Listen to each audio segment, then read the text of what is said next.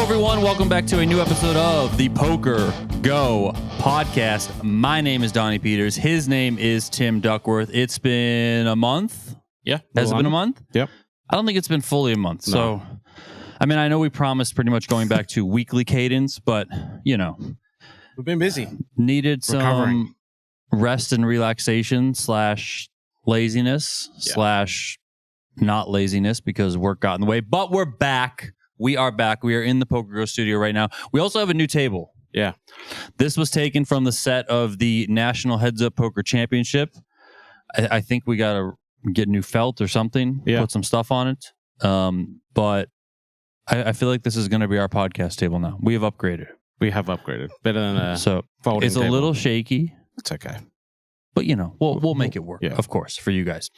It is Thursday, August 14th. Got to do the time. It's 1:49 p.m., not a.m. Not a.m. We're going to take it back in time a little bit. We're going to wrap up some WSOP stuff. Not going to be talking about it too much, but there are some results that we didn't hit on that I just want to kind of mention, put a bow on that. And then we're going to lead into the WSOP Player of the Year. There was some debate around the WSOP Player of the Year that I kind of want to get Tim's thoughts on. Of course, I'll try and give mine as well. Just some general WSOP stats coming off of that. We're going to wrap up 25K Fantasy. We did not win. Womp womp. But whatever, not a big deal. It is what it is.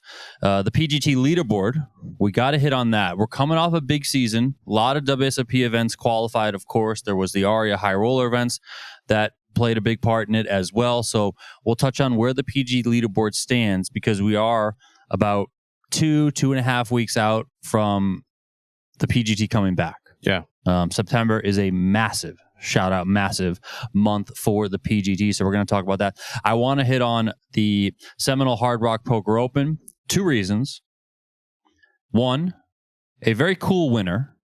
And then 2, you and I are going to debate this ridiculous 3-card ruling situation. Exact perfect ruling, sure. I absolutely cannot wait to debate this silliness with you.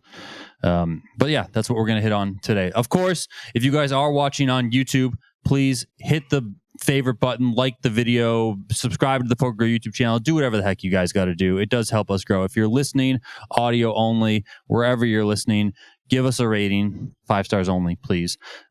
Leave us a review as well. It really does help. It helps us grow. It helps us reach new people. The algorithms pick it up, all that good stuff. And if you do leave a review, podcast@pokergo.com is where you can take a screenshot and send it on in to our email. We will definitely respond, if not read it on air. Okay, so check that out as well. If you think you're a poker legend, but your bankroll disagrees, then Play PokerGO is your shot at glory without spending a dime. It's free, it's fun, and it actually feels like the real thing, minus the sunglasses, the bad beats from your uncle, all that sort of stuff. We leave the nonsense to the side because this is real, authentic online poker. Ring games, tournaments, sit and goes. It's all on playpokergo.com. It is all for free, just a few clicks away. You can also download the app on your iOS or Android device. We will see you at the tables. I've been playing every single day for the past week. I'm on a heater, can't lose. Flopping sets left, right, and center. What a life. I'm not joking. It's incredible. So if you want to get in on the action, I'll see you at the playpokergo.com tables. You can just look for the custom avatar that looks like me. Okay? Yeah, I'm still waiting for mine. Yeah, well, you got to get on that. Deal with producer Rich. He's in charge of that. Get on that. All right, let's slide into these long overdue WSOP results that we need to touch on. First up, Chad Eveslage won the 25K horse. He topped the field of 150 entries to win $883,000, his 4th gold bracelet. This event had 120 entries last year, so a nice big uptick from the year prior. Eveslage defeated Brian Rast. Toby Lewis was 3rd, Nacho Barbero 4th, Ryan Miller 5th, Phil Ivey 6th, John Hennigan 7th, and Chris Hunikin, Big Huni, 8th place in that event. Andrew Ostapchenko finally got his gold bracelet. He finished 2nd in the 25K earlier in the series. Here, he wins the 5K No Limit Hold'em to close out his summer, an enormous summer for Andrew Ostapchenko. He got his first gold bracelet. This win here earned him $606,000. He topped a field of 735 entries. I don't think there is an event that corresponds to last year, so for this specific one.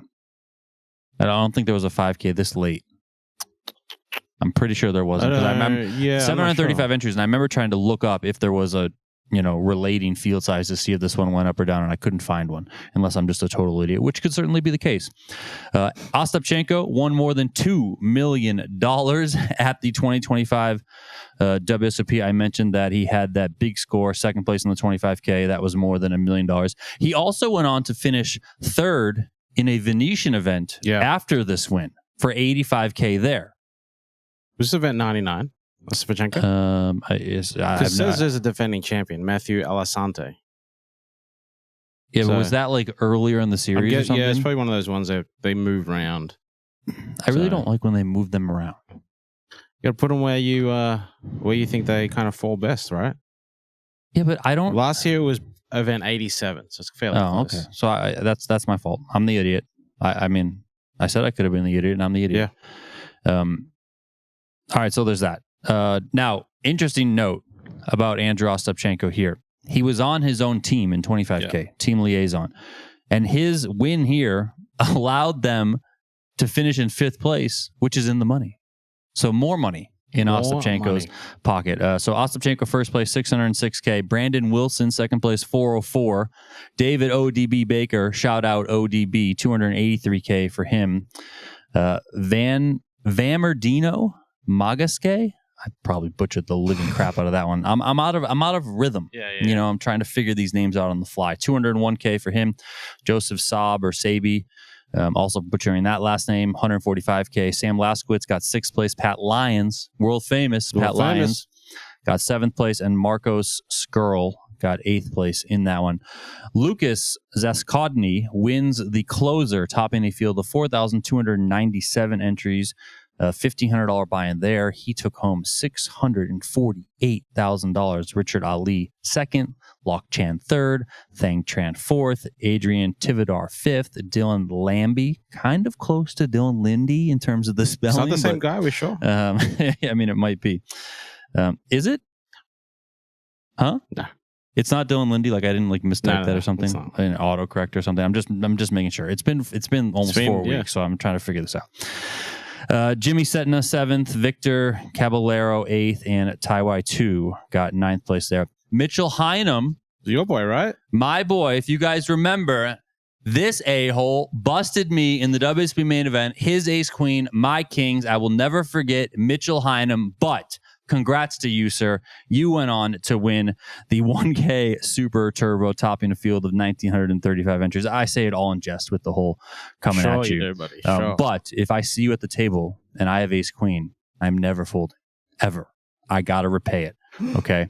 He finished 49th in the main event after busting my ass, cashed for $200K. So he cashed for $200K in the main event. Then he goes on to win this turbo for $237,000, almost $238,000. So pretty good week or so for Mitchell Hynam. Nadav Bitton, second place. Kai Tanaka, third place. Nevin Chang, fourth. Jacob Parent, fifth. Lucas Hafner, sixth. Brett Schaefer, seventh. Paulina Loliger, she is, what's her, Poker Bunny? Poker Bunny. 8th place. Alex Duval, 9th place. That all takes us to the WSOP Player of the Year, which went to my boy, Sean Deeb. Your boy, Sean Deeb. His second time winning it. Yeah. He won it in 2018. He wins it in 2025. He joins Daniel Negreanu as the only two-time winners of the WSOP Player of the Year award. Of course, it has not been around forever. It was installed in 2004. Negreanu won it in 2004. He then won it in 2013. Deeb got first in the 100K PLO event for almost $3 million. He got second in the $1,500 Raz for $84K. Second in a 1K No Limit Hold'em for $154K. Second in an online event, which I think one online event counts. One online cash counts. And then third in the 10K PL08, that was the one that Phil Sternheimer won. Sean Deeb took home 348K there. The question that everyone was debating is, should Sean Deeb have won? Benny Glauser won 3 bracelets, won them pretty early in the series, all things considered. Michael Mizrachi, the grinder, won the 50K PPC, then won the WSOP main event. There was a lot of debate. I mean, what do you think? It's undebatable because there's a scoring system. Everyone is aware of the scoring system heading into the World Series, and his results put him on top. Now, we can't say that, hey, Benny didn't have a great World Series and Grinder didn't have a great World Series and all these other guys like Martin Cabral and you know, the list goes on. But everyone was equal footing heading into the World Series with a scoring system that is semi-public, right? You have to do some calculations and figure it out. But yeah, it's available just like ours is. So I don't think it's unfair at all. You can make an argument that, hey, should things be weighted differently? Like, does winning the 50K PPC, winning the 10K main event and cashing, I think, 13 times total, is that better than what Deeb did? Now, that's going to be a personal opinion.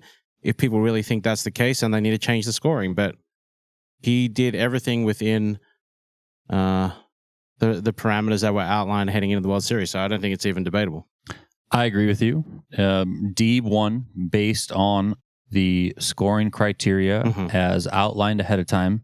Everyone knows this criteria going in. They know, you know, it's this many live caches. It's one online cache that counts. It's, you know, you can't just rack up 8,000 caches. Yep. It's capped, all that sort of stuff. So, yeah, based on the scoring system, Deeb won. He's the winner. I mean, that's just how it is. At one point, Benny Glauser had won 3 bracelets and wasn't even technically eligible to win Player of the Year because he didn't have enough caches. Yeah. You also have to meet a minimum threshold. 5 caches, right?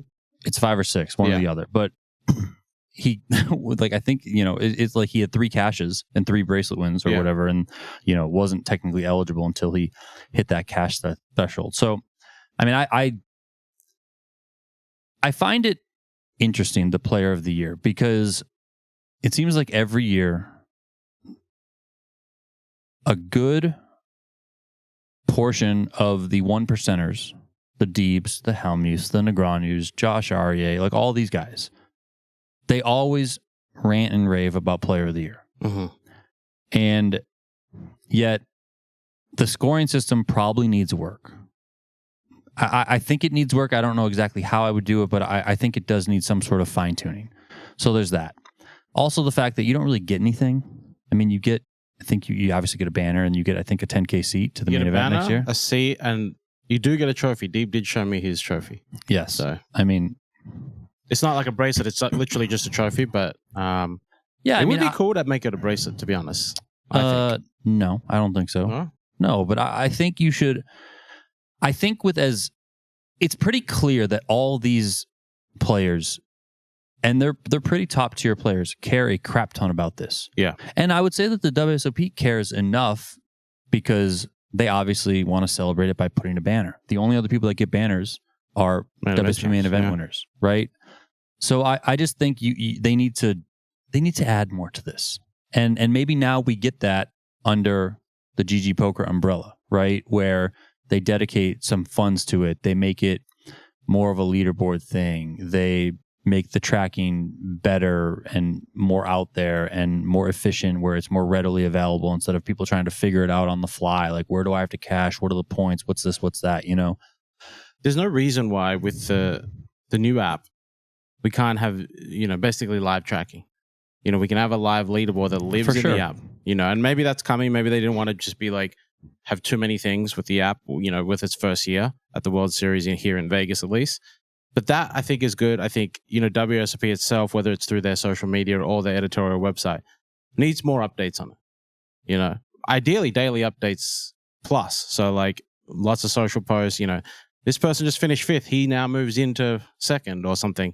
You can make it a storyline yourself. If you just let it live, it's going to be much harder to really generate that interest. I mean, there should be a tab within the app. Yeah. And you can go and it has that leaderboard. And like you said, it's much more live. It's and probably basically as soon as somebody busts out and, you know, it goes into the verification. Because when you bust out in the app, it does say like need to verify or whatever it says for a second until it gets it takes a few minutes, it gets verified, whatever, then it's in there. I mean, once that happens, it should feed through the points. Right? It also should be in the payouts. You know, like on the WSOP website, when they used to have the live updates, they used to have the payout and they would have the points you would get.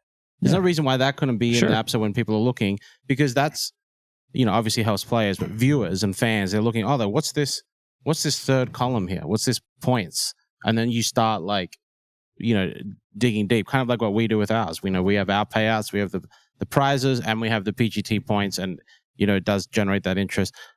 My one thought on Player of the Year, outside of all this, and you know, the changing the points formula is a big Pandora's box. I don't know if we want to get into, because there's just so many points formulas. What's correct? You know, how should they overvalue things? But I think it needs one more online result. You have 33 online bracelet events, and you have 100 live bracelet events, right? I mean, clearly they want to emphasize the live. Yeah, but like, it's not enough of. It's not. I don't think it's the right percentage. I'm not saying it needs to be like you know, an equal percentage, but I think one more online cash would be kind of fair. So it's 8 and 2. I think that's kind of the best way, because I think you need to still provide value to the online, or just have an online leaderboard. But yeah, I mean, it is tricky. It's tricky. Yeah, I don't exactly know what to do. You know, I would have to think about it a little bit more. I personally lean that online should count in full. Like, you should be able to get 33 caches from online, you know, or whatever. Just my reasoning is that it has never been told to us that online bracelets are not equal to live bracelets. I mean, I know people joke out there that they say this is a fake bracelet, this isn't a fake bracelet, like, you know, whatever. But as far as WSOP is concerned, a bracelet is a bracelet. It doesn't matter if you win it in fucking Antarctica or if you win it in Las Vegas at the Horseshoe. A bracelet is a bracelet. Yep. Okay? So if a bracelet is a bracelet, then aren't all things equal? Isn't an online event, a 1K PLO online event, the same as 1K at the series? It's the same thing. Bracelet is a bracelet. And some might argue, I think there's a fair argument that online is harder to win. Generally speaking, I mean, I don't know exactly how it compares for the summer, because I think everything gets a little bit softer in the summer. But generally speaking, online has always been thought to be harder than live across all across everywhere. But then you have to factor in field sizes and stuff. No, I know, but I'm saying, but still, everywhere, like online is considered to be harder than live, right? Yeah, you know, they say like, $100 tournament online is like a 1K live. Yeah. So if you win a 1K online, or if Deeb got second in that online event, what was the buy-in? 500? I think it was, So what's that, a 3K live?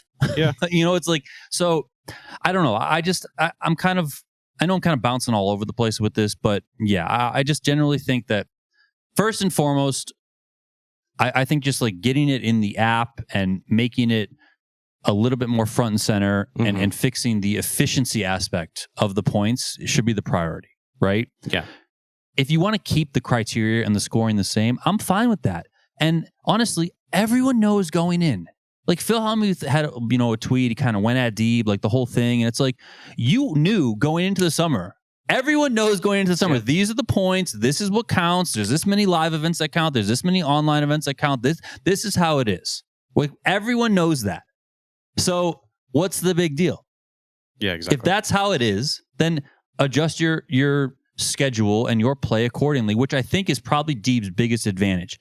He understands the how on terms of winning player of the year better than everyone. And he caters his schedule and his play to achieving player of the year. Like, that's his goal. Now, along the way, that can come with money, that can come with cashes, that can come with bracelets, etc. But he's ultimately trying to win player of the year. So he's doing whatever it takes to win player of the year. Other people are not necessarily out like that. Like, I don't think Benny Glauser is out to win player of the year. Like, he's out to, I think, win bracelets. And this is just me guessing, but I think he's out to win bracelets. And then if player of the year comes with it, great. Whereas Sean Deeb is almost the other way. I'm out to win player of the year and stamp my, you know, put my stamp on poker history that way, winning multiple WSOP player of the year titles. And if, you know, yes, a natural side effect of that is you're probably going to win bracelets. But there's also a world where, like, Deeb Cat has 10 second places and is able to win player of the year and doesn't win a bracelet in a given year, right? So I just think that you can kind of cater what you want to go after every single summer And Deeb clearly goes after Player of the Year, in my opinion. And, so don't complain about it when you have the option to do that yourself. Yeah, and it shows that how he nearly won 2 bracelets while the main event day ones were going, because he won the PLO and then he finished second. He nearly had won 2 bracelets and really stamped his Player of the Year while day one of the main event was still going. So, he does everything tailored towards Player of the Year. That's what he cares about, and I don't think we can really knock anything to do, with this year's winner. My bone to pick is with the way that it's kind of pushed out and marketed after the fact.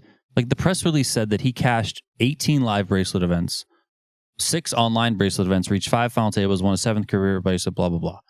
Like, but all of that doesn't count towards Player of the Year. Sure, but it's still what he did, though. I understand, but I feel like it should be outlined, like what he did to achieve Player of the Year. Because in a way, I feel like if you just kind of skim things, and no one reads things in full, everyone skims, right? If you skim, and the biggest skim is along these lines. If you just look at the social media posts that they did, they had an image of Sean Deeb, and they put on that image, right, like the achievements that he had, which are 24 cashes, 5 final tables, 1 bracelet. So you might think if you just saw that image on social media, and we know how people scroll these days, they have an attention span of a mosquito or of a gnat. Like it's just, they're all over the place. So you see that, you say, oh, like he cashed 24 times, he racked up cashes, he made 5 final tables, whatever, but not all of that stuff counted. So it's incorrect as well. Well, I don't care if it's incorrect or not. Like, I'm just saying, like, we put the caps on things. The WSOP put the caps on things, but then they're celebrating the thing in full. I don't have as much of a bone to pick. I'm just saying it's like a disconnect. Yeah, I do say what you're saying. Like, I think you should just celebrate it in the context of what the criteria is, because then it makes it, I think, a little bit more connected to, like, this is how you win Player of the Year. Yeah. So anyway, that's my slight bone to pick there. But whatever. I think the big thing is you got to get in the app. You got to get that. Yes, 100%. You got to get the stuff updated quickly so people can sweat like right away. I think that would be certainly a lot of fun to have. And I would guess, because of what we saw the first year of the app and how there was a lot of updates along the way and things were changing and getting better, it was great out of the gate and then it got better throughout. I think we'll see a lot more improvements even still for next year and years to come. And I think that this is probably one of them. Right. So, all right, next topic. Biggest winners. I put winners in quotes on our rundown because you can kind of think of this how you want. Sure. I put down a bunch. Maybe you can add to things, but these are biggest quote unquote winners, not named Michael the Grinder Mizrachi. Okay. And my reasoning is that I think, I don't know who said it. Storyline winners, maybe? Yeah, kind of. Like, I don't remember who said it, and it might have actually been Sean Deeb. I can't remember exactly, so forgive me if you're out there and I'm butchering this. But somebody said, like, Sean Deeb won WSOP Player of the Year, but the 2025 WSOP will be remembered for Michael Mizrachi. Yeah, I see that. So that's what I mean, like, the quote-unquote winners, the storylines, like when we think back on, let's say 20 years from now, we say, remember the year when Michael Mizrachi did this. Right. Yeah. And then you're going to say, like, that was also the year that this happened. And that's the list that I'm trying to, like, also the year that Benny Glauser won 3 bracelets, like that sort of stuff. Right. Like, that's what we're going to get at here. My kind of notes that I put down here: Sheena Okamoto won the WSOP Ladies Championship after finishing first the year before. So she goes back to back. And then the year before that finishes second. Like, that's going to be something we're going to remember. Remember the time Sheena Okamoto went second, first? You remember that? Like, that shit was crazy. Remember the time when Leo Margetts finished 7th in WSOP main event for $1.5 million? Bucks a 30-year trend of no woman at the final table. Seth Davies won his first bracelet. I think this one is me using a little bit of editorial license because it's kind of in the context of how good Seth Davies has been the past 1.5 to 2 years. He's won everything under the sun. He's probably won $20 million in the past 2 years or something ridiculous. So, just that cherry on the top of his first bracelet and the fact that it came in the 250K Super High Roller, which is an event that he, would probably want to win more so than anything else. I mean, obviously the WSOP main event, but we always put that to the side. Martin Cabral's summer, I mean, we're certainly going to remember that summer. All the antics, the colorful stuff, whatever. He wins the mini main event. He's challenging for WSOP Player of the Year throughout. Like, he's on the rail when Sean Deeb was making those runs, like, having like the banter and the competitiveness with Deeb the whole time. I personally feel like he won over a ton of fans. I think so too, yeah. I feel like last year he was clearly a villain. Last summer or 2 summers ago, whenever that was, with the whole fake card marking and all that sort of stuff. But this year, I feel like he certainly won over the fans. Andrew Ostapchenko, we already talked about him, but this one I think is certainly going to get overlooked. Had that second in the 25K, won the bracelet in the 5K. Like, I feel like this is... I personally have always felt Andrew Ostapchenko is a very, very good player. And he's known within the poker circle, but I feel like this is one of those summers where you win a boatload of money, more than $2 million, and it's going to be like, yeah, that was his breakout. Like, that was when people started to really recognize Andrew Ostapchenko. Alex Foxen, 14 cashes for more than $4 million. I mean, every day this guy was just going deep. Blazheriev, I mean, you want to talk about breakout players from the WSOP. This guy no one knew who the heck this guy was. I mean, maybe Patrick Leonard knew who this guy was. Other than that, Blazheriev, he wins the 25K 6 max. Then he wins the $1,500 stud high low. So 2 bracelets for Blazheriev out of nowhere. Out of absolutely nowhere, which is very cool. So shout out to Blaz. Breakout WSOP. Hopefully we see you win bracelets for years to come. Brian Rast. Another incredible year for Brian Rast. Won the 10K Raz. He got second in the 25K horse. That's the one we just talked about that Chad Eveslage won. And he had 14 cashes overall. Nick Schulman. He won the 10K No Limit Deuce to 7, and then he gets inducted into the Poker Hall of Fame. I mean, pretty cool summer for Nick Schulman. João Vieira won the 100K. Got a 4th and a 5th as well. David ODB Baker, shout out to ODB. First in the seniors high roller for 646K. Almost wins another bracelet and another 5K. 3rd in that one that Andrew Ostapchenko won for 283K. Benny Glaser, I mentioned him at the top. He had those 3 bracelets. We've talked about him throughout. Victor Blom had a great summer. 2nd, 4th, 5th, 6th, 10th. I would kind of put him on like an honorable mention list. Very good year. But the thing with Victor and like why I didn't put him on, like, why I would consider him more honorable mention than not is because the story with Victor Blom was, is he going to get his first bracelet? And he ultimately didn't. So I feel like that one falls short a little bit. Yeah. Now, he had a very, very good summer, and he's going to win a bracelet, and probably many of them in his career. But this summer, not yet. Daniel Negreanu, I mean, this guy was like deep every day. Yeah. 2nd, 4th, 7th, 8th, 9th, 10th, 11th, 15th.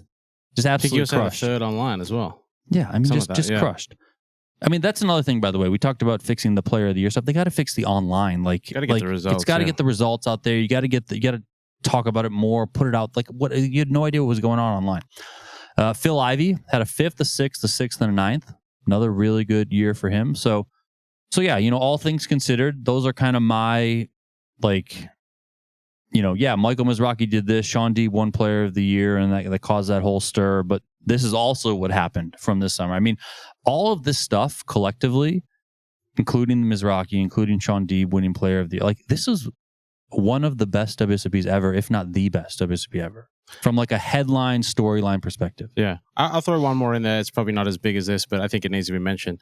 Josh Remedio, 2 bracelets, both online, but both live, like one of those hybrid events. Yeah, crazy. He won 2 a couple years ago, so he has 4 bracelets already. Obviously has the WSOP main event final table. And when we're talking overlooked, no one probably has any idea about that. So that's probably a pretty big thing. It's not going to be remembered at all when it comes to this World Series, but it's just something that we want to talk overlooked results. I think that one is for sure. That one's definitely in there. Yeah. So yeah, this was simply an incredible WSOP from start to finish. So those are some quote unquote winners that might be overlooked, but that we're always going to remember for some truly incredible accomplishments. I'm sure we missed some. I'm sure we missed a whole bunch. Yeah. So if we did, you guys know the drill. You can send us a post on Twitter. You can email us podcast@pokergo.com. You can do whatever. Let us know. You can comment on this YouTube video. Let us know. Forgive us if you're a player and we overlooked you, but yeah, there was just so much stuff happening all summer long, and it was truly incredible from start to finish. So Shout out to everyone who had a great summer. 2025 WSOP stats. This was per the WSOP press release. 246,960 total entries. That is an all-time record. Now, they also had the most events ever, but it wasn't that big of an increase over last year. Last year was 99 live events. This year was 100 live events. So it's not like they went from 99 to 120, right? So I think having a 7.5% increase there is really, really good. They had 229,599 last year. So that's very good. They also added, though, like 6 days of play. So we have to... Sure. In those the bigger field events. So I think that matters, but yeah, that matters. Still, it's still impressive. 2,469 entries per event. Last year was 2,319. So, yeah, I mean, listen, the average event size grew by 6.5%. I just talked about the overall increase was 7.5% in entries. So I think it's a real increase in demand. I think is a good way to categorize it. I don't just think it's schedule inflation. I think they did a really good thing, all things considered. I did not see if that 246,960 includes the online stuff. I don't think it does, but I don't know. I could be wrong. But anyway, I have some questions for you, sir. Go ahead.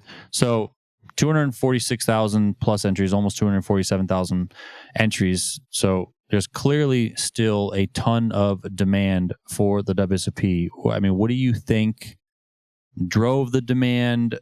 Like, is this kind of where you thought numbers would come in? Did you think that there would be an increase? I know if you want to, rewind before the summer, you and I thought kind of like, maybe there's the travel stuff from international. Maybe there's this, maybe there's that. So, what are your thoughts when you see and hear those numbers? Yeah, it felt like the travel stuff by the end of it we stopped talking about it pretty early on. Obviously, it probably did have a factor. It's hard to tell unless we could look at those, unique country numbers. That'd be a better indication of if that really affected. We got those. I wish we got those. Yeah, if that really affected the entrance. I think there's a lot of things when it comes to these numbers. Poker's growing here in America. It's booming. One key thing, and I think it maybe slightly... Are you sure it's booming? I think it's... Well, because if you look on social media, people think it's absolutely like dead. We need to get it on ESPN again, like all this sort of stuff. Yeah, they're idiots. ESPN's also free as well. I think one key thing, and this would be nearly impossible to quantify, but you got to look at like the cryptocurrency market and the stock market. And what I say by that is you look at the Bitcoin prices. Up only. Huh? Up only. What do you mean? Up only. Those things only go up. Yeah, but like what I mean is World Series this year. Just like the WSOP only goes up. Bitcoin's about 100K starting it's WSOP. It's the stock market. It's Bitcoin. It's the WSOP. Up only. Bitcoin was about 100K at the start of the World Series. Last year at the same time was about 60K. Now, did that affect our schedules, yours and mine? Not at all, right? But I'm sure it affected a lot of people's, amount of events they played, how much liquidity they had. Same with the stock market. Obviously, stock market's probably a bit more of an influence on you and me's money, and that's up. But that really didn't change my decisions. But when you're talking 240,000 entrants, I'm sure it had some weight in the bullets they were playing, etc. And then the big thing, and also another thing that will be hard to quantify, is just the app. The ease to rebuy, right? Like the quickness to just get in straight away, not have to wait in lines. Now, if they were able to take the winnings to go straight into the app, I think that would even increase numbers more because you could cash the 25K. But I thought you could do that. No, you still have to go, and didn't you have to still go to the cage? You're saying like you had to go to that room. They would say, "How do you want it?" Yeah, and then you could say like, "I want it back." Automatically on... deposited. Let's say I played a 1K and cashed for 10K, and there was a 10K 6max. I should just be able to go buy in with the 10K, not actually have to go to the room. Sure. Now that might not make much of a difference. Could be talking, minute percentage points, but those little things going forward, those kind of things will dictate kind of the growth of those kind of overall numbers.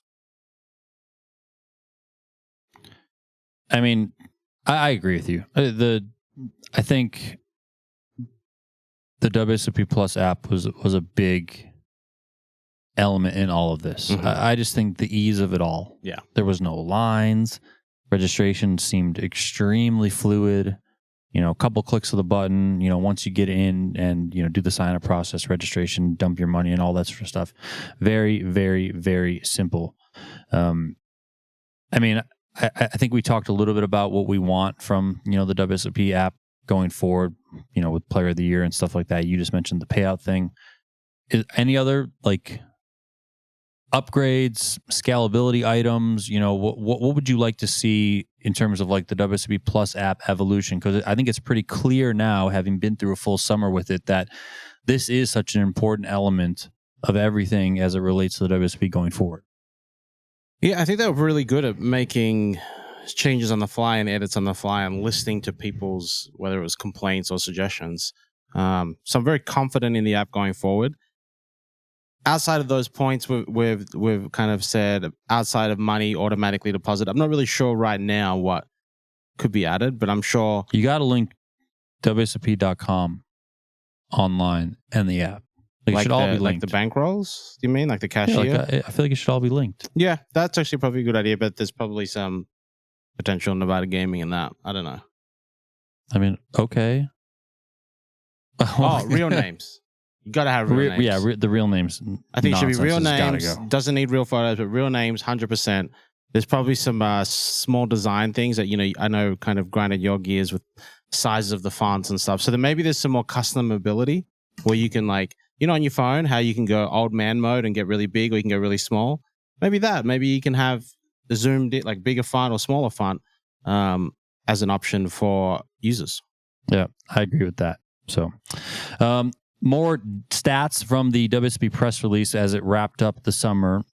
More than $481 million in total prize money. That's the most amount of total prize money awarded in WSOP history. Of course, that makes sense given the fact that they had the most entries ever. 37,311 places paid. So that is the highest number of unique payouts in WSOP history. 43 is the number of $1 million or greater prizes won across the 2025 series. The Millionaire Maker event attracted almost 12,000 entries, 11,996. That set a record for the largest buy-in $1,500 event in live tournament poker history. That's pretty freaking incredible. The Mid Stakes Championship got 3,797 entries, becoming the largest $3,000 buy-in field ever. Very, very cool there. The Mystery Bounty PLO event, 5,284 entries. That's freaking enormous. I just forgot how big some of these numbers are. That established itself as the largest PLO field in live tournament poker history. That's pretty ridiculous. 57 events exceeded $2 million prize pool. That's an all-time record for the series. 9 events exceeded a $10 million prize pool. That's also an all-time record. They had a record field size in the Ladies Championship. That was won by Sheena Okagoto. That's right, baby. 1,368 entries there. Which event surprised you the most with its size or prize pool? You can go either up or down. I don't care where you go with it. I think it was, I'm going to do like more of a group event, and that was the multi-flight lower buy-ins. I really thought we were going to get kind of astronomical numbers with the additional flights. And, we talked about it a lot this World Series and how you throw out the first flight and the other 3 flights are pretty on par for what they did the previous years. But going into the World Series, I thought, oh my God, they're basically adding a second last flight. So I thought we were going to see 20% increases in all of those, kind of the Colossus, the Monster Stack, the 1K Mystery Bounty, all of them. But we didn't get that. So although some of them went up, that was, I guess, a little bit of a surprise to me. We were kind of pretty bullish on those high rollers. Some of them absolutely crushed. But yeah, pretty much those lower buy-in multi-flights were the most surprising to me. You were in the trenches every single day, of course. Other than that day, you went to go play soccer or something. I don't know what the hell you're doing. One morning. One morning. What did you notice about the player demo? You know, the people that were there. Did you see a shift? Did you see a lot of younger players, more women, more international? I personally feel like I didn't feel like I saw as many internationals throughout the totality of the series. But what stuck out to you? The land of the rising sun. Okay, what? The Japanese. They're coming. I felt like there was just more of those. I mean, those guys are really, really good. More of the Japanese players than ever. There was just more kind of, you know, whether it was South Koreans or just players from Asia in general. That kind of stood out to me. Maybe that was because like we didn't see as many Europeans or something, but to me, that was the thing that stood out the most, was just the heavy influx of Japanese players and, you know, South Koreans, a bunch of other, you know, from there. But yeah, the Japanese players just seem to be everywhere and crushing. So, yeah, I mean, I played with a lot of the Japanese players, specifically in the main event, and they were very, very, very good. The main event itself, now that one did dip 3.7% down from last year. My thoughts, really not alarming. You know, I said that going in. If it dips a tiny bit, it's not that big of a deal at the end of the day. It was still well over 9,000 entries, which I think is absolutely incredible for a $10,000 buy-in freeze out. mm-hmm. I still think overall the demand is there. You know, I wouldn't sweat this if I was the WSOP. Now, that comes with the fact that if we do start seeing a downward trend and it starts, you know, stacking up year after year after year, then okay, then there's cause for concern. But you know, I think the WSOP main event was probably ahead of pace the past 2 years. And then this year, you know, it had some pullback, a little bit of regression there, but nothing really to get alarmed by at all. You know, but again, if next year it's like 9,300, the year after that it's close to 9, then it dips into the 8s. Okay, then there's like something that might need to be addressed there. But for right now, you know, I don't think in any way, shape, or form we should be alarmed about this. What say you? I don't think we need to be alarmed at all. I agree kind of with everything you said. The one thing we talked about a lot, and I'm just double checking the numbers, but we saw a heavy increase in day 2 entry this year.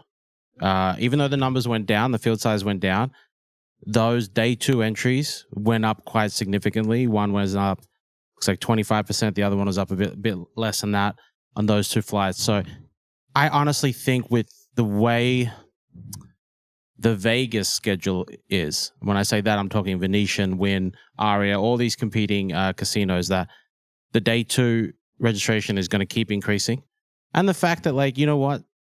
This main event is a slug. You know, when I busted, right, you had played pretty much 14 more hours than me, right, when we got in. And we both pretty much made the money with about the same chip stack. And then obviously you went on to do pretty well. But I think become the 163rd best player in the world. That is correct, yes. I'm the 1,003rd best player in the world. But I think that matters because, like, the main event is a slog, and, you know, saving 14 hours probably helped me a lot. Plus, you throw in all these other events that people are playing. So I think that will be a trend that continues to increase going forward. But yeah, I don't think we should be alarmed. You know, it's not a massive drop off. Shout out massive. You know, it could easily go back up to 10,000 next year. It could go down to 9,400, maybe. Who knows? Don't think that's too much of a concern for the WSOP. My early prediction is it goes up for next year. That's my early, way too early prediction. I will say we definitely hit 10,000 next year. Okay. 25K. Can I say one thing before we move on? Before we close this thing, just want to wrap up some live streaming numbers. You know, live streaming for the WSOP is always talked about quite a lot. This year, did some calculations today. We did 343 hours of WSOP coverage. Most we've ever done last year was 300 hours. So we did 43 hours more? Yeah. Jesus. But, you know, we had those extra main event tables and stuff. That's all kind of included. But yeah, we did a decent amount of streaming. So it's pretty... Just wanted to kind of mention that. Everyone says we don't stream enough. But, I mean, we've been going up every year. So just like WSOP numbers go up, our streaming hours I mean, you kind of cooked the numbers there. Nah, they're exact. You just admitted to cooking the books. How do I cook the books? You said we had multiple tables, meaning if we have 3 tables going for 8 hours, you're doing 24 hours. That's not that's correct. It's 3 different streams. No, buddy. No. You don't do that, okay? You can't cook the books. I'm not cooking the books. You're cooking the books live on the podcast. That's not cooking the books. Yes. That's a stream. We streamed that table. If you guys ever think that we are like messing with you and we're not honest, I'm just calling Tim out on his bullshit for the same company that I work for. No books being cooked, yeah. Clearly cooking the books there as it relates to the WSOP streaming numbers, but still, pretty good streaming overall. I still want us to get to a point where we don't take a day off. No days off. Yeah, we didn't Shout take a out day Bill off last Belichick. year, but this year we did. I know they It had to give those Father's Day partly day off. schedule. There was legitimately nothing we could do that day, final table wise. We can figure it out. If we had a bit more help from WSOP, where we could just move some stuff, then we would have been fine. But yeah, I agree. No days off. Sure. 25K fantasy. That's what we were going to talk about next. Team BTG. I believe that's sponsored by Phil Galfond, involved with Phil Galfond, his new Behind the Game brand. They win it all. 1,279 points. Team Lady Gaga, Ren's Lin team. We should have let him draft Jeremy Ausmus and then he wouldn't have won. Finished in second place for 1,179. Interesting that Team Lady Gaga has been on a bit of a run here. They finished second to us when we won it 2 years ago. Now they finished second again. Team Handsome Horses, that was Phil Sternheimer and Patrick Leonard's team. Third place, 1,115 points. Team Dinkers, I believe they won it last year. Yeah. They seem to be very, very good drafters. Fourth place, and then we mentioned that Team Liaison, headed up by Andrew Ostapchenko. His final win in that 5K event at the very end of the WSOP allowed them to get into fifth place and cash there. We finished in a whopping 20th place. Absolutely freaking crushed. We got crushed. Not that we crushed. We got crushed. Listen, Steven Song, crusher. He's going to go for $60 next year. And he just finished like third in the Seminole Hard Rock Poker Open. Maybe second. I can't remember where the heck he finished. Seth Davies did extremely well for us. Yeah. Nico Milgram also did very, very well for us. They pretty much carried the team. Uri Reichenstein, I think, did very well as well. He came out of the gate hot. We got him super cheap. He was effectively a $1 player for us. He offered a lot of good support. There were certainly some moments where he should have had some bigger scores if a few things broke his way. I shouldn't say should have, but could have. That had some bigger scores should a few things broke his way. John Shorman also, offered some good support. I think he could have also had a bunch of deep runs as well. He ultimately finished with 24 points. He had a boatload of cashes, bunch of deep runs, 17 cashes. And just a bunch of kind of deep runs, and then things kind of fell apart in the end. So, Johnny Shorman, he'll be back, of course. Ausmus did not perform, of course. But listen, I'm fine with it. I know it's easy to say like, yeah, we're never drafting Ausmus again, blah, blah, blah, whatever. No, I mean, the guy, my big thing is that he showed up every single effing day. He had a smile on his effing face, and he did his thing. And yeah, things didn't break his way because there's various variants involved. That happens, So it is what it is. Still a big fan of Jeremy Ausmus. I would certainly draft him again. So, you guys can take that for what you want going into next year. Maybe we'll buy him for 141 again. Maybe we won't. But yeah, TBD.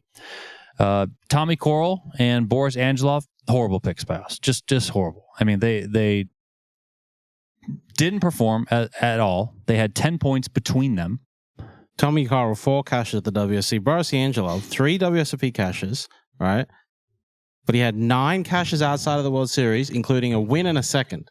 Yeah, I know. He had a very good summer. He had a very bad WSOP. Ultimately, those are just the breaks. Those are kind of the gambles you take when you're buying $1 players like this. So it is what it is. I would say that my co-owner and I, Mickey Doft, need to reevaluate the Tommy Coral and Boris Angelov picks. Who were the other options? And where would have that I can't even remember. I mean, it's obviously you need a lot of points to get in the money. Another I mean, there were 400 a points, few but- people that were on our list for like to fill these like kind of roster spots. Yeah. Not that they're necessarily $1 players, but like a Scott Bowman, right? But like Scott Bowman told us, I think it was. He said I'm playing the same schedule as Yeah, but always. I think he said like if I wasn't worth $1 last year, I'm not worth $1 this year, something like that. And it's like, well, what the heck am I supposed to take with that comment? Yeah, he's like, just a bit of a troll though. So I would have just assumed he's playing a normal I don't know. schedule. You know, I don't know. And then he obviously has an incredible summer. Yeah, 400 points worth of summer.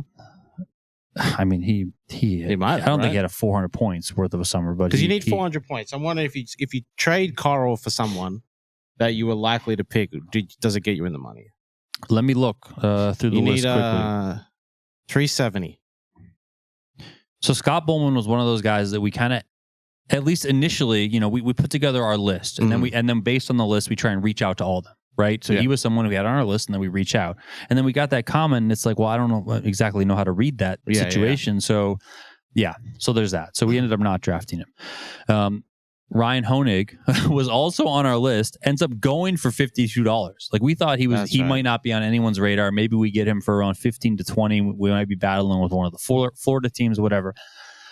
This one is somebody who's always been on my list. Thomas Taylor. Mm-hmm. How many points did you get? 184. Yeah, so was drafted for $7, right? I mean that one's kind of a one where I'm kicking myself. So there's that.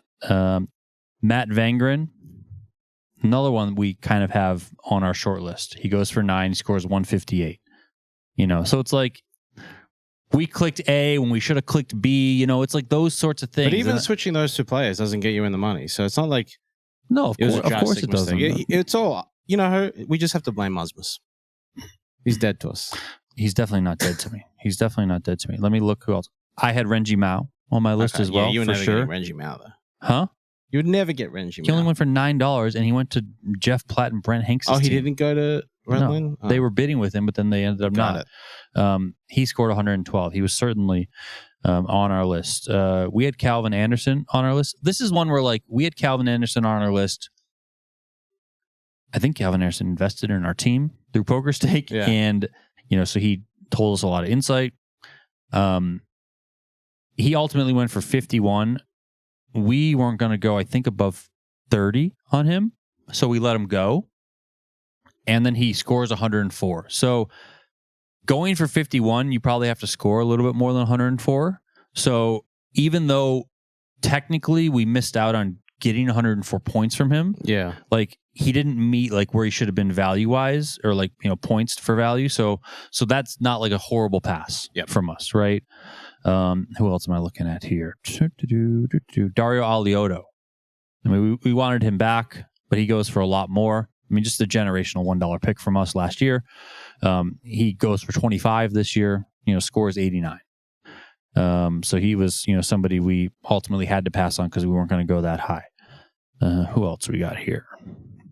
Yuri was a good pick by us for sure. Who else am I looking at?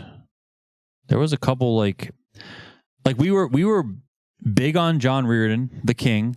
We were for sure going in. Our first plan was let's get Jeremy Ausmus, let's get John Reardon. Like that's who we want. And then John Reardon goes for 54.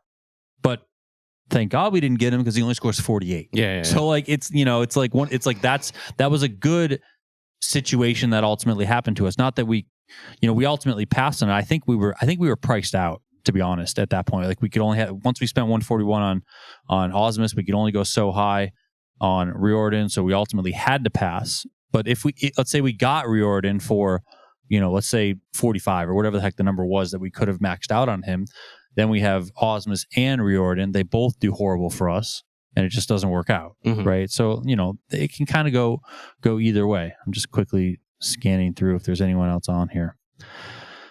Adam Owen was somebody else that we were kind of high on going in. You know, Adam Owen was somebody who he used to be on my list years ago. And then he kind of just like fell off the face of the earth. Like you didn't really see him around. He didn't seem like he was playing much.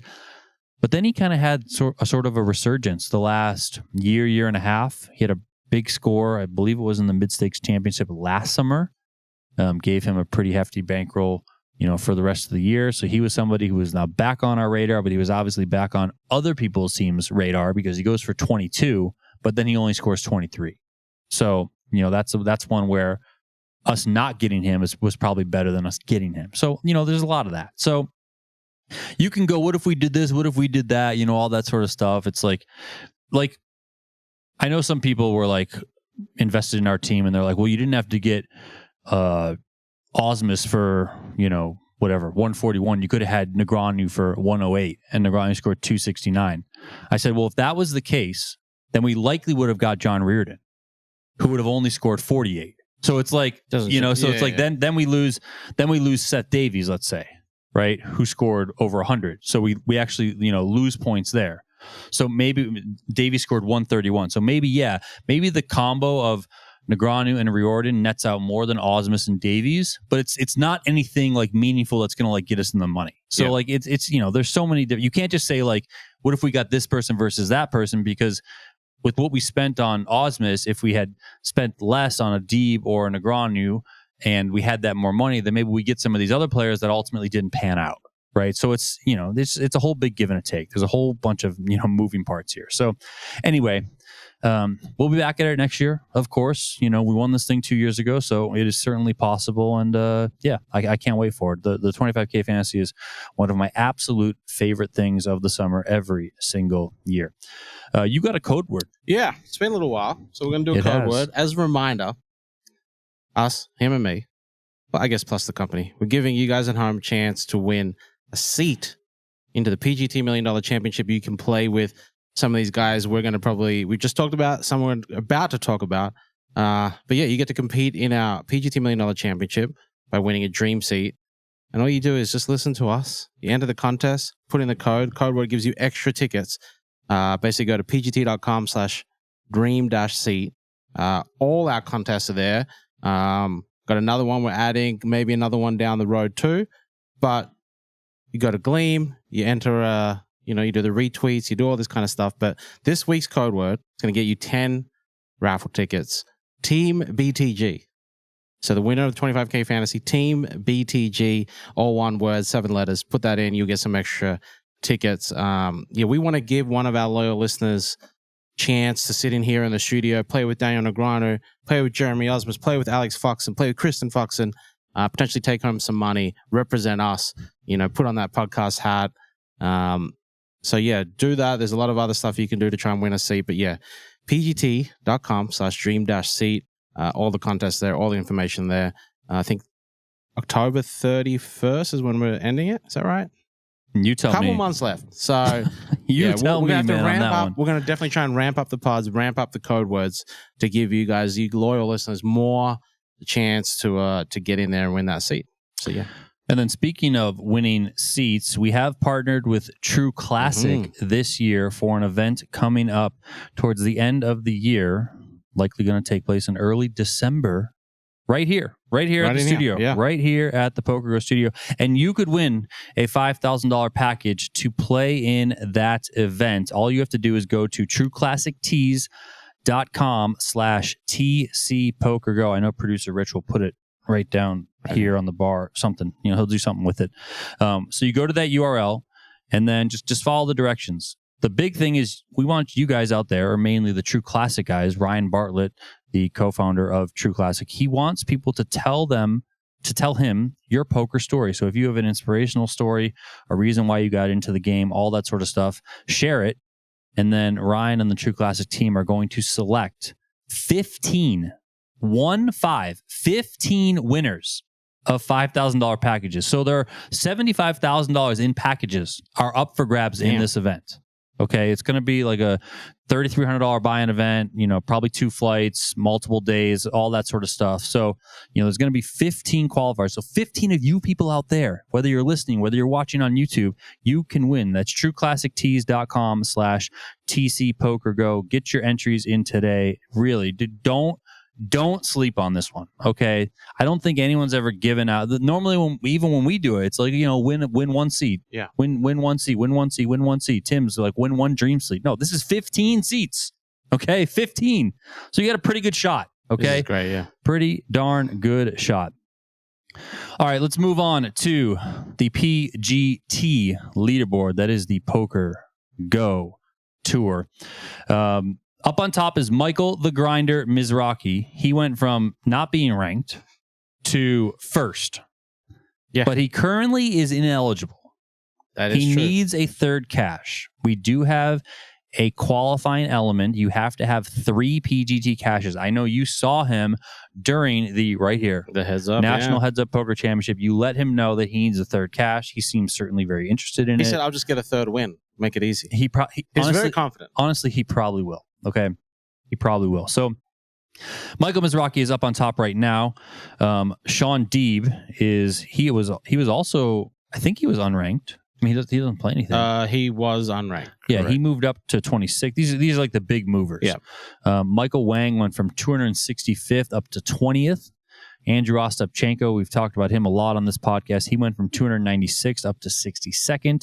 Brian Rast went from 237 to 43rd. Maxim Pisarenko, 253 to 76th. So, there's a lot of big movers, big jumps here. Kind of one other name that sticks out to me, Phil Sternheimer. Mm-hmm. He went from 97th up to 10th. He's someone who interests me. 10th feels like you might be lucky in terms of getting into the top 40. So is he going to then come out for the championship? I think I'm more worried about Deeb down in those mid-20s. Deeb is 25th right now with 1,044 points. That's the way this leaderboard's shaping out. We always talk about 1,000 points kind of being the threshold. There's so many people just grouped there with 1, 2, just not enough caches that it's gonna be really interesting. Is because talking to Deeb, I always try and get him here in the studio. I don't think we're gonna get him here for anything, which is fine. He was here for the National Heads Up Championship, but he's unlikely to come out and play any events. He will come out and play the free roll, he said, if he makes it. So he's going to be kind of monitoring. He's going to, if I was going to have a prediction, I feel like he'll sneak in on that last spot. The 1,044 points Okay. is just, it's a tough thing, especially with the people under him. We're talking Dylan Lindy, Joey Weissman, Masato, Shiki Dueck, Haxton, all these guys that are definitely going to be in our studio for something, right? So he is definitely going to get pushed down. Just how long can he hold on for, really? Yeah. I mean, that makes sense. Sternheimer, I think he's pretty safe. 1,200 points. He's in 10th place right now. Well, my question is more is he going to come? No, I don't see him come. Because he's more of a mixed game guy now. He obviously plays No Limit. He plays PLO, but he is, a mixed game guy. I don't think we see him come out for any other events. But for the free roll. I think we see him come for the free roll. Yeah. Because you also put it in that basically players have to opt in or out. Yeah, we're changing that this year so that we get the full 40. I think that's the fairest thing. Obviously, someone like Jeremy Becker, wish I did that last year, but hey, we're trying to always improve. This is one thing we're improving this year. We'll have to opt in and have your seat. And, with that, we'll probably kind of have some people on standby just in case, there's a missed flight or something. But I think he'll come. The only tough thing for Phil, obviously being based in London and obviously traveling for big poker events. He's got a family. He's going to come out for the free roll and then he's going to fly home and then come out a month later for the next mixed game series. So that might be a little wrinkle. He may be free roll, maybe by then he's 35th. This might not be worth it for him. So that's another one we'll obviously pay close attention to. Jeremy Ausmus. So last season on the PGT, he was the player of the year, meaning he topped the leaderboard during the regular season with the most points. Then he went on to win the PGT $1 Million Championship. Yep. So the double for the great Jeremy Ausmus. He's currently 99th on the leaderboard, so outside of the top 40. He's got 486 points. We know he's in here for all of the PGT series, playing every single event. He plays all the PLO stuff. He plays all the mixed game stuff. He'll play, obviously, the bigger buy-ins too. He'll play the smaller buy-ins. He'll really do it all. He has 11 caches on the PGT this season, 4 final tables, no wins. Now, partly why he's not doing as well as last year is last year, if you remember during the summer, he had an incredible summer. Yeah. He had multiple final tables, deep runs, all in big buy-in PGT qualifying events. He didn't really have that good of a summer this year. Of course, as we know, he was on our 25K team. So he's lacking those WSOP points, right? That helped boost a lot of these guys up the leaderboard. You know, last season at this same point, after the WSOP, after all of the ARIA high rollers in the summer, he had 1,499 points. So he's about 1,000 off, a little bit more than 1,000 off. And he had 15 cashes last season at this point. He was in 5th place overall. So do we think Jeremy's going to make it into the top 40? It's going to be tough. I mean, I think he makes it. I think he makes it, but it's going to... He's got to grind. He either has to like win something big, or he's going to be grinding these results. Remember, before he... there was a point at last year where he had gone like 400 days without winning an event or something. And he was just getting a lot of cashes, getting a lot of seconds, thirds, fourths, and fifths, but still like in the right moment. This year, obviously not breaking that way, but I feel like he's just got to start stringing cashes together, 30 points a time, 40 points a time, and hope one of those can be parlayed into a nice big, 200 or 300 point win. Send him right up there. I think he'll make it. I think it's going to be a sweat. He's going to be fighting, tooth and nail to the very end. He's also got to stop skipping, our events. He skipped the mixed game series, so I mean, I'm not saying he would be first right now, but like, hey, you miss a series. Well, there's obviously you're missing chances to win points. So. I mean, I think right now he's averaging 44 points per cash. So if he stays on that sort of pace, he's going to need like 15, 16 more caches, which is going to be kind of hard to do. So like you said, I think he's going to need, that'll get him to last year he had 27 caches. Yeah, but I'm saying, right now with how many events are left, I'm saying he had 15 at this point last year, so he was 4 caches ahead of where he is. Yeah. So I'm saying like there's only so many events. Correct, that is true. I'm just saying he has to basically make up for it at some point. So, we'll see. Of course, I think he'll get in, but of course, it's still TBD. And September is going to be big because there's a whole crap ton of PGT stuff that is coming up then. All right, SHRPO. Seminole, High Roller, Poker Open. Cody wins it. Seminole, High Rock. Seminole, what did I say? High Roller. Oh, whatever. Same thing. I'm kind of freaking out because my battery is at 17%. It's pretty I do low. not have a charger. So. It's pretty low. I do have a charger, but it's in my bag, and I want to avoid like getting up and being like, "Hey, Rich, at this time you have to edit the video and figure this out and whatever." I think it's fine. We're gonna try and make it through. All right, okay. So Cody. You guys might remember that name, Jake Cody. Jake freaking Cody. Random player of the day. AF. Yeah. Tops 889 entries to win $510,000 in the Seminole Hard Rock Poker Open main event. I believe it's a 53 or 5250 buy-in for that one. He's an EPT champ. He's a WSOP Bracelet winner. He's a WPT champ. He became the 3rd Triple Crown winner if you include EPT main events, WSOP bracelets, and WPT titles. He's still the youngest Triple Crown winner. It took him 1 year, 4 months, and 11 days to win it. He was once, during like those big, I would say 2009 to like 16, he was a big name in poker. He was up there. He did have a big kind of results gap from 2018 to 2023. There was only 1 cash. I think it was for 15K in 2019, but other than that, nothing going on. I think he had a child, right? Huh? I think he had a child. Yeah, he might have. And I also think he relocated to Florida. I think he mostly plays cash games. And I think he used to play a lot of cash. Yeah, I think he was focused on cash. Well, now it seems like he's back in the tournament scene, playing a lot of stuff. Down at Seminole. I think last year during Seminole, or maybe earlier this year, one of those years, I don't know, he had a win for like 90K or 95K or something like that. This win here is his 3rd largest career score. Jeremy Wine got 2nd. Steven Song got 3rd. Angelko Andrakovich got 4th. Sean Davis got 5th. Arlinda Johns 6th. Jasper Ma 7th. Joseph Curcio 8th. Big Huni 9th, Chris Hunikin 9th, and Eric Kolodny got 10th. There goes my wedding ring on the floor. The field size for this one, so this year 889 entries is up from the year before, 865.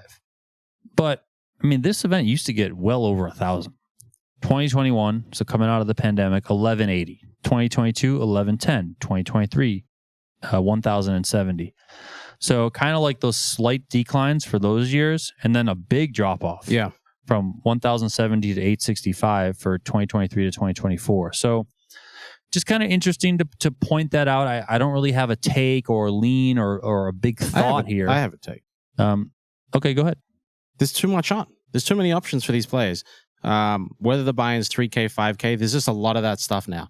You talk about the PGT, obviously, we used to specialize in those, 2021, 22, higher stuff. Now we've obviously brought it down to 5s. We added Texas, so there's a 3. We've got an event at Venetian coming up. That's another 3K. And then other venues too.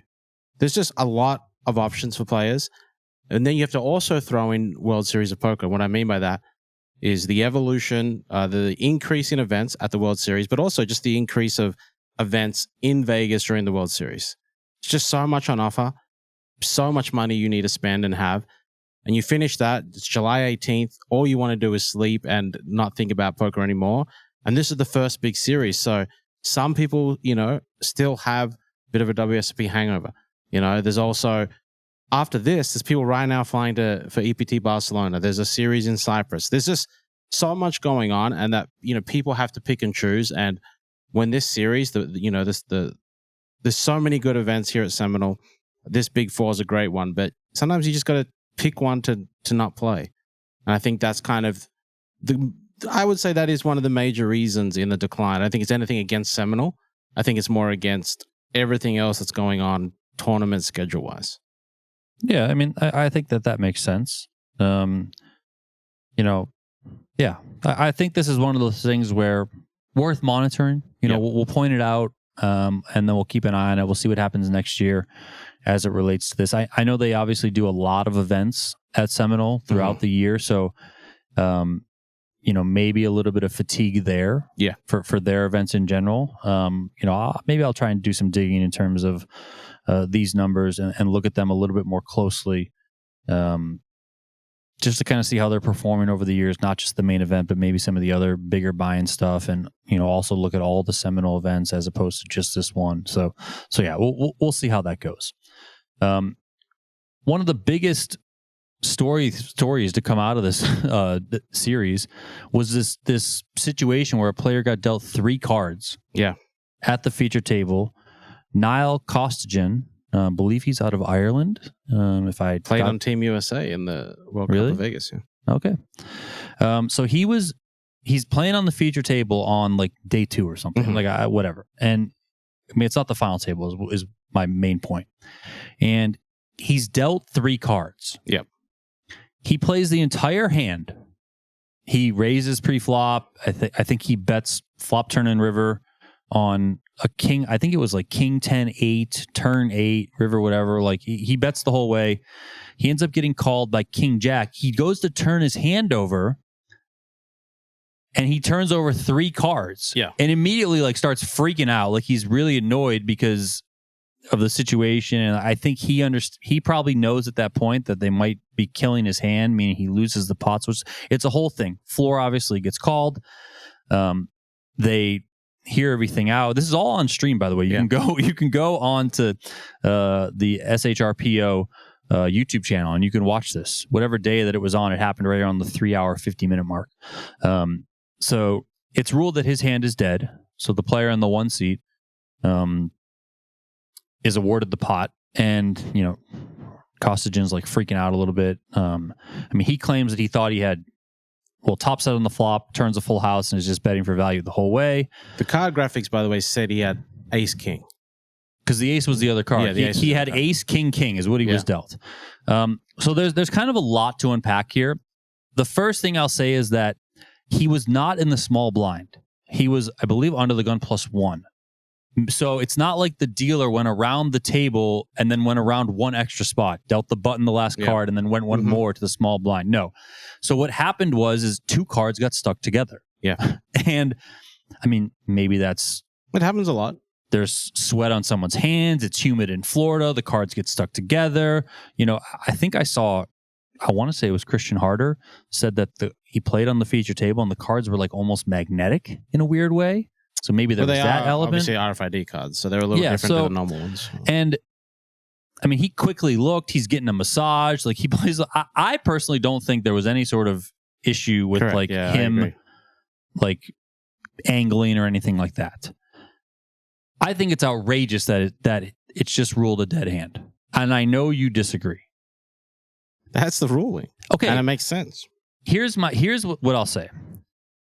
We need to get away from the fact that rulings like this just need to be entirely black or white. I think for probably, if I'm going to put a percentage on it, let's say 80% of rulings can probably be black or white. This is the rule. This is the result of that rule. Like, this is what happens.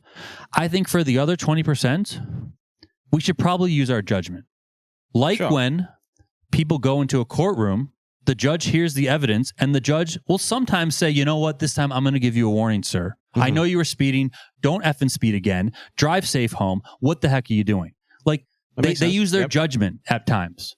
Okay, I can agree with that. If we're paying rake as players, and that rake is oftentimes increasing, across the industry. I'm not going to speak specific to Seminole. I'm just going to say across the industry. And there are generally pretty good floor people. I know that Seminole has good floor people. Yeah. Like they always have really good floor people that have been around the block that know. They should be able to make the judgment calls at times. Also, I think that if you in this case, you can look at the stream. Like I know times you can look at cameras. The camera qualities for the overhead security cameras are not always the best. But these streams, they're in freaking 4K. Like, let's go look at the tape and see exactly what happened. It's clear that like the dealer pitched the two cards stuck together, and he quickly looked. He never looks back at his hand the entire time. Like, it's just sitting there. He's getting a massage. Like, I don't know. There's also, you should mention alongside that regardless of what two cards he uses from his hand, he still wins the pot. But if he has the ace king, he still wins, right? Because it was against king jack. So that's I don't know. I lean to give this player the benefit of the doubt. I know that there are situations where people can possibly angle in this situation. In this specific one, I feel like it's a judgment call type of thing. I feel like it's a stern warning. Like I don't know. I just feel like I feel like it's partly lazy on the people who generate the rules to just say like, this is the rule, this is what we go with, as opposed to installing some sort of judgment call. Because like, again, when we're paying rake, we're expecting for these people to be experts at what they do, which in this case, I believe that the Seminole people are. Then I have confidence in them making some judgment calls in certain unique situations, very, very unique situations. I will also say that just defaulting to the fact that it's on the players is ridiculous.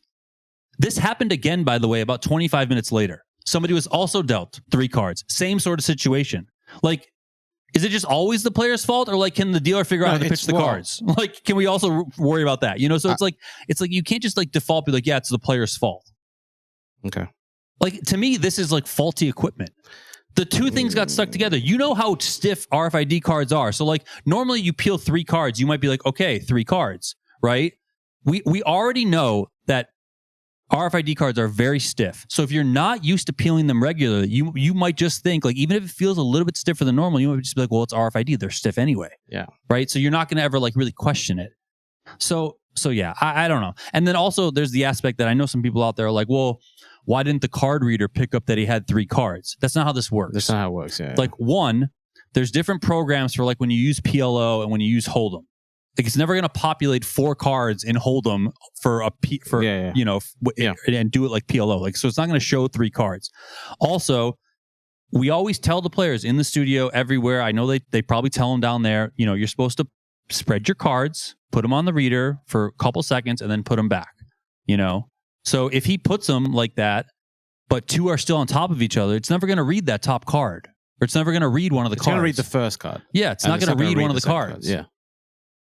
So, I think that's also part of it. What I would have done is, and I wouldn't have done, like, I think afterwards he like kind of freaked out and was like, why isn't it a chopped pot? I would have just reset everything. Again, this is on stream and this is a unique situation. I'm not saying that this result, what I'm advocating for, is something that should be done everywhere. Because obviously that can't be done, especially when it's on non-streamed final tables, because you have the issue of like there's the potential that people angle more because it's not on a stream and you can't see everything. Here you can see everything. You can, walk it back. You can look at it, and then you can also reconstruct the pot perfectly. Be like, okay, everyone take their chips back. Missed deal. Let's move on. Buddy, if this happens again, like not only is it a dead hand, you're getting a 3-round penalty. Like that sort of thing. Like that's what I personally think should have been done. A break from the rules. Give your case, sir. I'm going to agree with you on the fact that, maybe some of these rules need to have so now you agree with me? a bit of leniency where you can make it up to the TD's discretion. Now, I don't know what rules Seminole follows, but if they're following the rule book, then they're spot on. Now, let's wind back to the start. Whose fault is it? It's a bit of both. It's a bit of both the dealers that, hey, didn't make sure that pitch was a single card pitch. It's also on the players to get their cards. Why can it also be no one's fault? It's just the fact that the cards stuck together. It has to be someone's fault. You're dealing the cards. That's point one. But the cards stuck together. Sure. No one knows. Point two.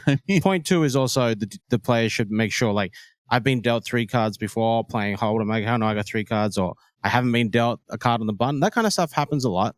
Now, the way the rule is written, I think it's completely fine because the rules are written to protect players. Okay. And I'm not saying that he is trying to angle and we've brought that up, but it's otherwise it's written so you can't free roll someone. What I mean by that is you're dealt 3 cards. I've got 3 cards. Well, I know, let's say it's the rules written your way and we chop it. I can just free roll this pot. I can just bet. He calls on the end and go, I got 3 cards. I'll chop it up. I can free roll opponent. So I'm trying. The rules written to protect not the guy with 3 cards. It's to protect the guy doesn't have 3 cards, and I think it's fine. I understand. I like what you're saying that there's going to be times where we've all played poker. We've been dealt 2 jacks, and it comes all clubs, and you have a black jack. You check your cards, right? There's going to be times where you could potentially be dealt 3 cards, and they're 3 aces, and you don't really think twice. You just squeeze. You might have squeezed all 3, but you might have just thought you had a black ace, so you didn't think too much of it. Another time is have it if a dealer deals that second card and it's stuck under a napkin or stuck under the rail. That's not your fault, right? At all. So I definitely agree that maybe we do need some, TD discretion with certain rules. This is one where you could obviously look at his hand and be like, you either had 2 kings for a full house or you had ace king for 2 pair with the best kicker. You win anyway. I don't think there's anything malicious here.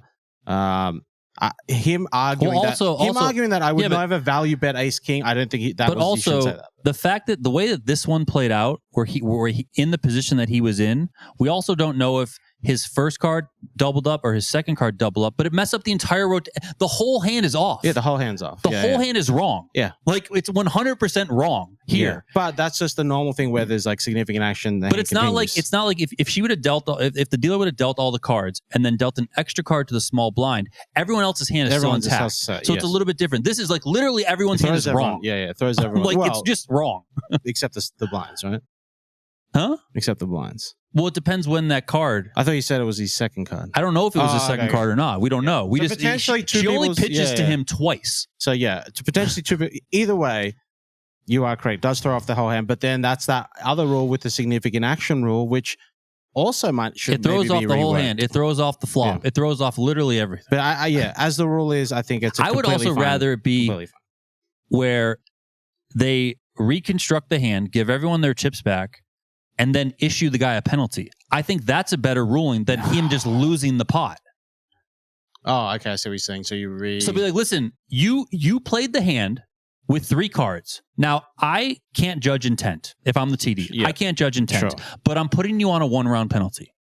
It's the same thing like when people who are beginner players, they check back the river with the nuts, and we were giving people 1-round penalties for that. Yeah. Like, you can't judge intent. Okay.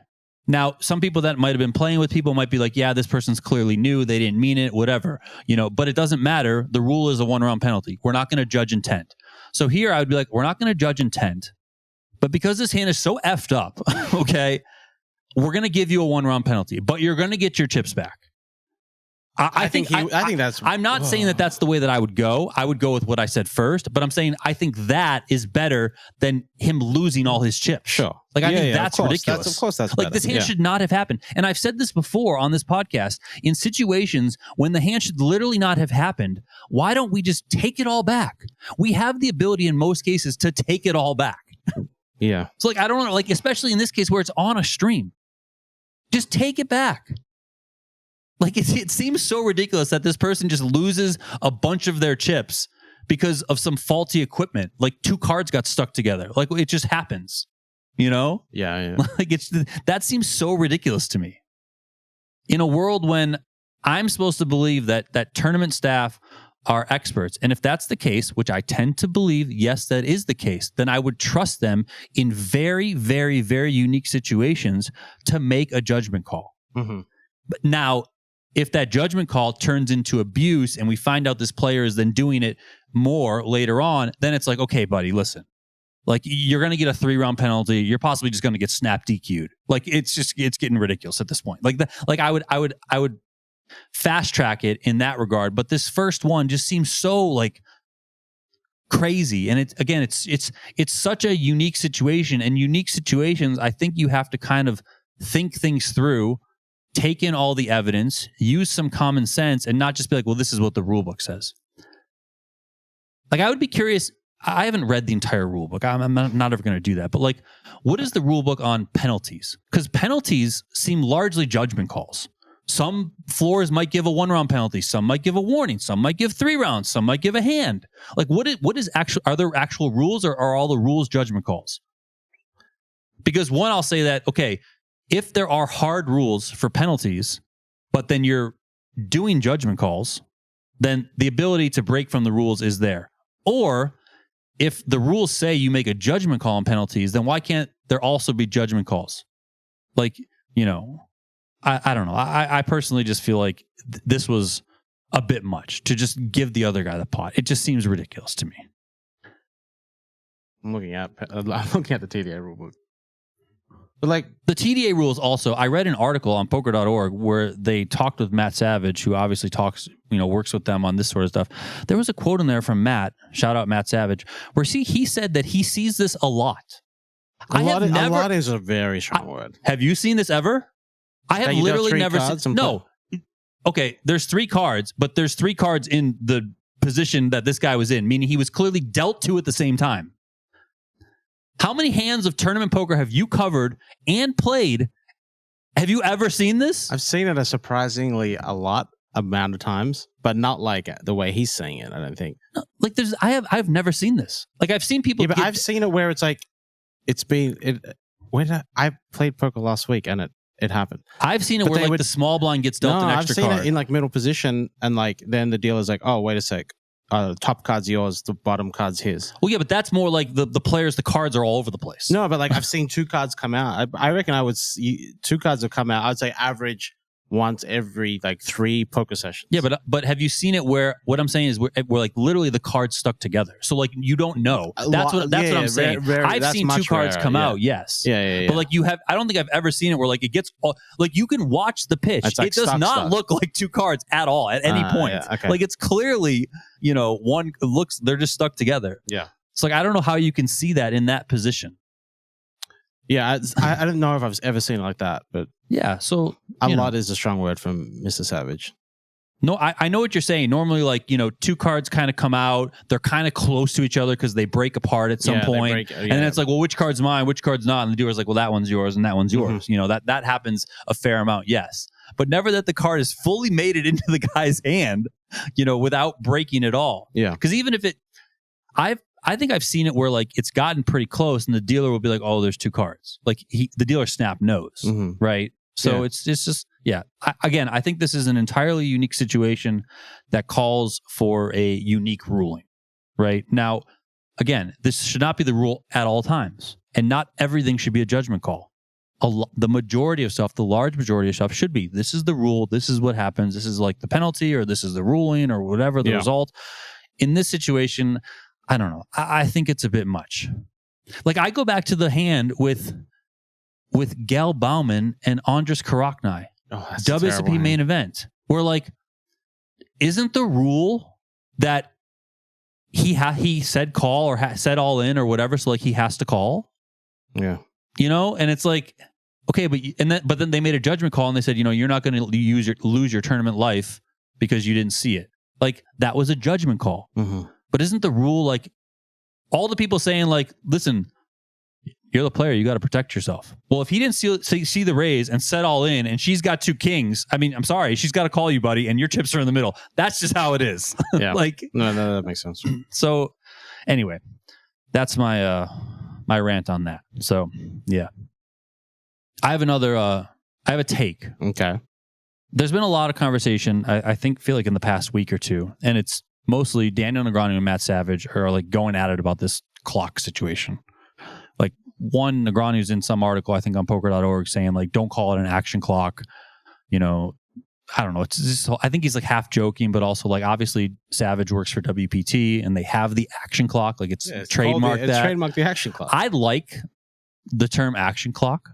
Like I wish that it wasn't trademarked so that we could use that everywhere, because I hate calling it a shot clock. Like Negreanu says, like, we're not calling it an action clock, it's a shot clock. Well, there's no shots in poker. We took it from the NBA is what we did because we're lazy as poker people and we're not creative at all. But that's how we are. I was called the PGT shot clock. But I would not call it a shot clock, but okay. It's probably not right either, yeah. But anyway, my new thought is that clocks everywhere in poker, the action clocks, the play clocks, the shot clocks, whatever the heck you want to call them, like we're giving these guys too much time. Okay. My thought is that isn't the point of this to actually create some urgency in poker, and it never becomes a thing. Whereas if you want to go look at the NBA, the shot clock in the NBA becomes a part of a game multiple times a game. The play clock in the NFL becomes part of the game multiple times a game. Yeah. I feel like these clocks in poker with these time extensions like never become a thing. It's so rare. Shouldn't it be more of a thing? Like, why should people get to final tables and they have 30 of these effing things? And like they can just take 7 minutes. That's on the operator more than anything. But that's what I'm saying. Like, shouldn't there be less time so that if these are in play, shouldn't they be in play also to create more urgency? And then it becomes more of a thing. It becomes more involved in the competition. I think everything is urgent, much different to what it was, say, 5-10 years ago. Now there's not 4 minutes every street. Like, you have time. You have a set shot clock and you have time extensions. So I don't know. I feel like it's not as urgent as the intention is originally set out for it to be. I think the intention was to prevent the long tanks and long delays. I think it's done that. Now, people abuse... yeah, but some people would say the opposite. I'm not saying I would, but some people say that it's worse with clocks because people take the full 30 seconds or the full 20 seconds. And then once that happens, we started making changes. I we went to 20 seconds. I understand. And it's never going to be perfect. There's going to be people that find ways to abuse every rule in poker. But until we can invent a live, like we have online, like a chess clock. Yeah. Until someone can patent that and do that live, I think we're always going to have issues. And it's just about trying to perfect the clock as much as we can. And we've made changes every season here with the amount of time extensions, with the 20 seconds pre, the 30 post, all that. And everyone is always going to keep making changes to find what's best or adjust as needed. It's just hard. It's just really hard. Yeah, I just, listen, I could be entirely wrong here in terms of like what I think I see, but I feel like I'm in commentary booth enough now that when it comes to final tables, I just don't feel like the clock becomes a pressing point as often as it should be. Like, it should be a factor more that like you're running out of time extensions, you have to act quicker. Like, I don't know. It's just interesting to me. Like, I feel like it's just not really an issue. If you just play like halfway normal, it's just fine. You're never really at risk. So like, maybe do we want to increase that risk a little bit? And would it lead to a better entertainment coming from product? A TV aspect? Like, it feels like you're coming from a TV aspect though. Well, I think originally the clocks were put into play for entertainment. No, I disagree. Completely disagree. Why? I think they'll put in to prevent. We were around when the first action clock, remember? The first action clock was WPT Choctaw, like 2017. Yes, but it was if I remember correctly, it's because everyone was complaining that poker is taking so long. Yeah, but I don't think that was like the TV. To me is but I'm not saying entertainment in forms of TV. I'm saying entertainment in terms of like the actual playing product. Okay, yeah, but that's what we agree on. Yes. Like when I sit down at a table, I don't want to play 5 hands an hour. Like, I want to play more hands. Okay, yeah, I think everyone. Which I think falls to some degree in an entertainment bucket. Let's say you and me went right now play. to Venetian to play the 300 something. I'll be there tomorrow playing the 300 something. But there's also a $300 at the Venetian on the other side of the room. One has a shot clock from the start. One has the normal Venetian rules where the shot clock's like in the money, right? Which one do you play? I mean, field sizes are the same. Yeah, I mean, obviously, I'd probably play the shot clock. Yeah, I think I would agree. The reason we don't have shot clocks in every event is just the amount of, the logistics behind it. Having clocks at every table, we need a lot of time extensions. It's a bit more labor, etc. But I think everyone would agree that having a shot clock from the start is better in all events. But there is more to it than that. There is the labor aspect. Does every table have a clock? For us, we need enough iPads. If you're at Venetian where they have tablets inbuilt into the thing, that's doable. But I think players ultimately use a fair amount of their time extensions throughout a tournament. I just don't think we're getting as close to zero as we might want to be. Yeah. Like people fully running out of them. Like when you run out of timeouts in a sporting event. You're just out of timeouts. Yeah, but that's what I'm saying. But it's very you have to really manage it because you only get 3.5 for the NFL, for example. But I'm saying you get what? Huh? You said you get 3.5 timeouts? Is that what you just said? No, I said 3.5. 3.5. Oh, I thought you said 3.5, and I'm like, no. What is you get TV timeout and then non-TV timeout? Yes, you have to manage it. That's part of the strategy. Just like you have to manage your chips. I think that's part of the evolution of poker. I don't think there's anything wrong with that at all. Yeah, but what I'm saying is that if people aren't using them as often, and if people aren't risking getting close to zero, doesn't that mean that we're giving them too much time to begin with? Sure, and time extension should be adjusted according to the event and the buy-in and the length of the event. Just like we have different amount of time extensions as the buy-ins increase, right? And depending on our event, like to say the 300K Super High Roller Bowl, you get more the next day, and then you get more at the final table. I feel like your first action could probably be 10 seconds. It could probably be 5 seconds if we're being honest. Then we're now adding a logistics aspect where dealers that have been trained, with 20 or 30 or 30-30. Well, yeah. Now, but that goes back to your point of you need the different type of clock. Yeah, you need to educate the players and the staffing. So there's a lot to it, and I think we're going to agree with a lot of these things. Yeah, I mean, I feel like we should be developing that sort of clock. I think about it a lot, and because we have a very controlled space at the end of the day. Like we're in the PokerGO studio right now, and there's a maximum 16 tables in here at an absolute maximum. It might not even be that many. It might be 15. I don't know, but whatever. But because it's so controlled, I feel like it's either going to be us or it's going to be Triton. Yeah. It's right. I mean, maybe it's WSOP as it relates to WSOP Paradise, but I don't think you can just develop something for WSOP main event from day 1A. That would just be. There's a way to do it. Everyone needs basically some version of an iPad, but then you need to put it on the table. It needs to plug in. It's controlled by the dealer. There's a lot to it, and I think it's going to take. I think we're a couple of years away from figuring it all out. It will get. Someone will, and that person will make money. I agree with you. And this, I was thinking about this maybe a week ago, in that I was actually watching an old episode, the first season of the National Heads Up Poker Championship, which you put on PokerGO, which is now available on PokerGO. It's also on YouTube. But Henry Ornstein was in that first episode or first season, right? And he obviously invented the whole card cam and all that sort of stuff. And I was trying to think about how that came about. And I don't really know exactly, but what I'm thinking of is probably at some point there was a conversation how do we show these cards? Yeah. And I'm sure they might, I don't know how long it took from that thought or conversation to when it was actually developed. But I'm sure there was plenty of ideas and brainstorming thrown around. Just kind of everyone's. I think that was simple. It's just put a camera there. Okay, maybe it was. Maybe it was just that simple, right? You can't simplify a chess clock. Okay, what I'm getting at is that I think that when my result of this thought process that I was having is when we get to that point where there is the poker's version of a chess clock, I think there's a fairly reasonable potential that we're going to be like, oh, why didn't we think of that? Like it was so easy and somebody did it, and we're all going to be like, why didn't we think of just doing it like that? I feel like that's going to be a thing. I've thought about it a lot more than probably. I would be in the top 5% of people that thought about it. I mean, I'm sure you are. And it's just like, I just really can't like get my head around how to, like I said, I think it's buying a bunch of phones that are like locked to the player and that's like locked, somehow Bluetooth to an iPad. That's the only way I'm not a I wouldn't know how to code that.